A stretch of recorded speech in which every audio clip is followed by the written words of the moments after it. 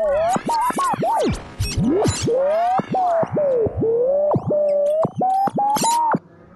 मैं सिखाऊंगा आप लोगों को फोटोशॉप पर lasso tool. Lasso tool drag and click करके सिंगल बाय सिंगल किसी ऑब्जेक्ट के आउटलाइन पर क्लिक करने से, किसी ऑब्जेक्ट पर क्लिक करने से वो ऑब्जेक्ट सेलेक्ट कर एंटर करने पर उस ऑब्जेक्ट की आउटलाइन सेलेक्ट हो जाती है और उसको फिर कंट्रोल जे करने पे उसकी दूसरी कॉपी डुप्लीकेट हो जाती है। नहीं तो मूव टूल से सेलेक्ट कर फिर उसको कहीं दूसरे जगह ड्रैग करेंगे तो वो हो जाता है लासो टूल का यूजेस। ऐसा ही पॉलीगन लासो टूल है। पॉलीगन लासो टूल का भी सेम इसी प्रोसेस से किसी ऑब्जेक्ट को सिलेक्ट करते हैं, फिर उसको ड्रैग एंड ड्रॉप करते हैं, किसी नए ऑब्जेक्ट पे लेके जाते हैं। इसका यूजेस ज़्यादातर हम किसी ऑब्जेक्ट को सिलेक्शन करने के लिए करते हैं, किसी भी ऑब्जेक्ट को सिलेक्ट करने के लिए इसका यूज़ करते हैं। काफ़ी बार ऑब्जेक्ट में कर्व आता है, जैसे ये पूरा कर्व है, ये यहाँ से इसको सिलेक्ट करूँगा, ये यहाँ से यूँ करके फिर वापस ऐसे करके ऐसे, ये जो रेक्टेंगल मार्क्यूट टूल में करना इम्पॉसिबल है। क्विक सिलेक्शन से हो सकता है, पर ये पॉलीगन लासो टूल है जो इससे भी होता है। इसको सिलेक्ट करके जैसे इसको ड्रॉ करते हैं, ड्रॉ एंड ड्रैग करके इसको सिलेक्ट करते हैं। और एक है polygon magic lasso tool. Magic lasso tool पर ऐसा सिंपली किसी ऑब्जेक्ट पर क्लिक करके माउस को उसके आउटर पर सेलेक्ट करते हुए अपने आप ही ऑब्जेक्ट सेलेक्ट हो जाता है। उसको एंटर कर कंट्रोल जे करेंगे, उसकी कॉपी हो जाएगी, नहीं तो उसको मूव टूल से कहीं ड्रैग कर देंगे। तो आज सीखते हैं हम लासो टूल। उससे पहले आप मेरे चैनल पर नए हो तो सब्सक्राइब कर लें, बेल आइकन दबा लें और वीडियो को फॉरवर्ड करें।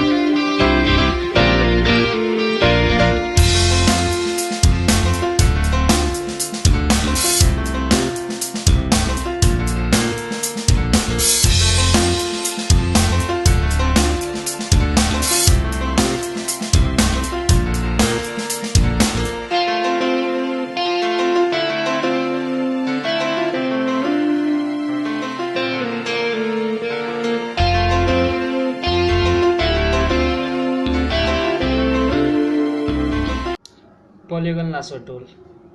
It is a selection tool. Like simply straight draw line, click by click, then use select object.